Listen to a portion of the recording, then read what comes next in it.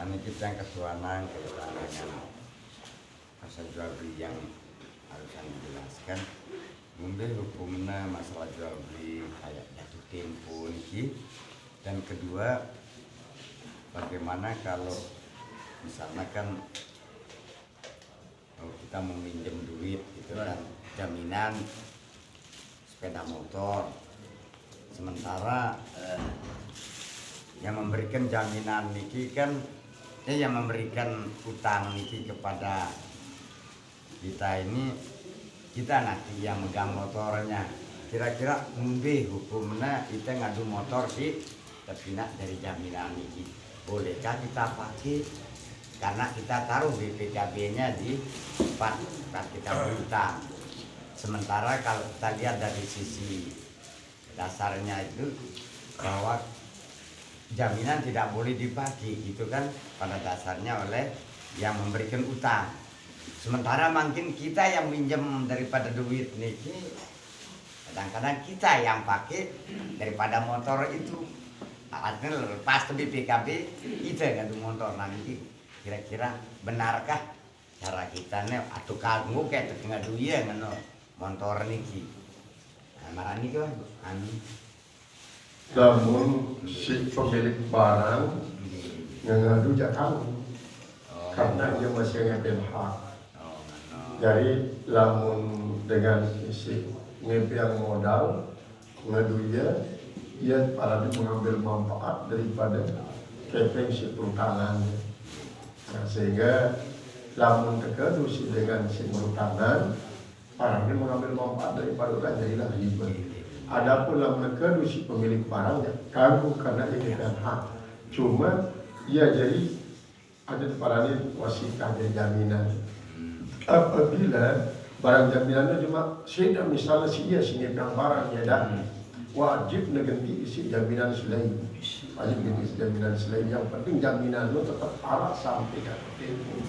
Sehingga dengan ketentuan marasi kerangone apabila utang lo masih diiman cukup dengan harga barang sebagai jaminan, wajib rombok dia sih dengan berutang.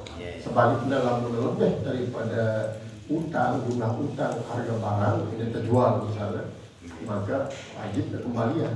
Sekalipun mungkin lah, ini bentang silikon sehingga setiang jauh, Pak Poleng enti yang jual barang ini masih dengan lain, ya sekat lagi.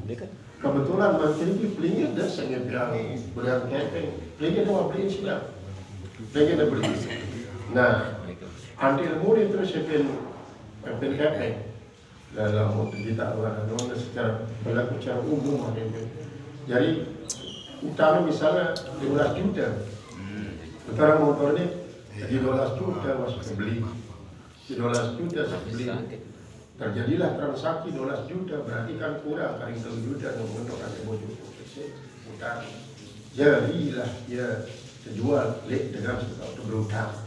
Atau sebaliknya, alhamdulillah ini dalam kita pemasaran umum jadi 12 juta dengan janjinya yang kepeng. Jadilah 12 juta, dalam mereka terima dulu kepeng si 12 juta ini, saya sahur ini 15 juta. Berarti sisanya adalah tetap jadi pemilik maka apa pemilik barang dia maka daripada sebuah jaminan. Nah, masalah jual beli tempo niki misalnya kan dua samping gitu kan. Nah, yang tempo ang lek sida yang kira-kira sah cara niki kira-kira Memang ia lain para Rasulullah bai'ul urdah. Bai'ul urdah artinya jual beli bertempo, berbeda dengan bai'ul muajjal. Bai'ul muajjal itu adalah kredit. Jadi bai'ul urdah ini yang kan. Jadi berbeda dengan jual beli salah beda. Karena ini semeton, makin mikir yang biasa tapi silap dibeli dulu sampai yang ini sebenarnya ajinya 15 juta. Lalu yang ini butuh kepeng 10 juta mungkin. Silap dibeli dulu sampai ini 10 juta masih lah. Hemat yang malik belinya aji 10 juta. 10 juta. sampai kepada waktu suatu keluar. Kemudian berbicara tentang biaya pemeliharaan dan biaya perawatan, harus rekening. Misalnya lamun biaya perawatan secara berlaku umum sampai ini sejelas sebenarnya penghabisan sampai 3 bulan misalnya prepping total sekian biaya perawatan, biaya keamanan, maka baru deh nanti utang si 10 juta yang bayar 10 juta, kemudian ini adalah upah dengarap lah, upah dengarap biasa ini sekening. Jadi ini merupakan bunga daripada capai 10 juta, lalu biaya pemeliharaan. Jadi terus tetap akadnya masuk yang beli di 10 juta, sampai ini balik, kemudian ini sudah biaya desi melihara keamanannya sekian juta. Dia terkait sebagai bunga daripada capai 10 juta, karena dia memang betul bahwa Arab barang si terawat, Arab barang si terpelihara. Jadi baik udah barang bertempo. Bismillahirrahmanirrahim. Assalamualaikum warahmatullahi wabarakatuh. Waalaikumsalam. Majlis kita baru masalah kitab-kitab Allah yang diturunkan kepada para nabi rasul, merangkul kitab Al-Quran dan turunan secara berangsur-angsur melalui perantaraan malaikat Jibril. Nah, apakah kitab-kitab sebelumnya ini secara sekaligus, apakah dalam bentuk kalimat kalamullah yang sudah tersusun rapi atau sekedar hafalan-hafalan para nabi rasul? Assalamualaikum warahmatullahi wabarakatuh. Memang menurut riwayat dalam bentuk kita bungkul, cuma kadang-kadang alat dengan kertas ambil papan yang disebut kitab Ibrahim ini adalah lawah. Lawah adalah lempengan papan-papan yang tulis sembarang dan sabak lah. Jadi waktu tertulis rapi secara termasuk kitab Injil, termasuk kitab Taurat, kitab Zabur, Sufi Ibrahim, Musa. Jadi sebelum turun kitab Injil, tipe Nabi Musa rasul masih dalam bentuk tertulis. Jadi di tempat para Rasulullah suruh ngapal. Karena Rasulullah memang mempersiapkan Allah Subhanahu Wa Taala pasti akan banyak nantangannya. Sekalipun memang si tercantum di dalam Al-Quran banyak si terdapat di kitab-kitab dulu, sehingga para Injil Genesis ini persis para Al-Quran dalam berkisah para Nabi Rasul, termasuk dalam kisah Nabi Isa alaihissalam di Genesis itu marah Al-Quran. Si mengatakan qala ini Abdullah atanil kitab wa ja'ala nabiyyan. Di narat si menyebutkan tentang Nabi Isa itu sebagai penjelmaan Tuhan atau sebagai anak Tuhan, atau Tuhan si menyembah Nabi Isa untuk membus diri di darat. Lah bukan ternyata si Kristen modern ini mengatakan kitab Injil Genesis itulah yang sudah dibatalkan oleh Bapak Gereja ini.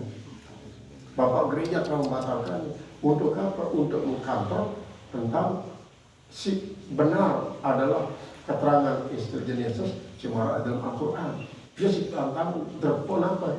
Derpon yang berbeda untuk membenarkan pendapatnya mengatakan Isa no anak nenek atau nenek menjelma sebagai manusia. Lalu terbunuh dengan terbunuh, adanya bau sudah selamat di Malik kayak ke surga. Maka ya kita tidak bertemu dengan Bapa di surga yang untuk menyelamatkan dosa warisan. Nah ya justru dalilah ia tahu naluri kemanusiaan. Jadi manusia itu kalau sering mendengarkan sesuatu, kadang-kadang karena sering mendengar itu si salah pun akan jadi benar. Si yakini si benar belum jadi salah. Nah ia si kekhawatiran. Lamun terus bisa jarin ke si beriang ilmu sekalipun, lalu tidak tahu sudah bolak-balik retorika itu, maka boleh jadi cuma milu ya mengatakan Al-Quran banyak kekeliruan dan kesalahan. Coba beberapa tokoh-tokoh tentang Al-Quran mengatakan Arab selikur kesalahan Al-Quran. Arab selikur kesalahan Al-Quran. Padahal dia sendiri tidak tahu rahasia kaidah ilmu nahwu dalam Al-Quran. Jadi dan tahu. Lalu proses kemudian terus ulang-ulang isi generasi Islam. Kadang-kadang ini tidak ikuti, akhirnya milu menyalahkan Al-Quran, membenarkan kitabnya, mengikuti dengan menyalahkan.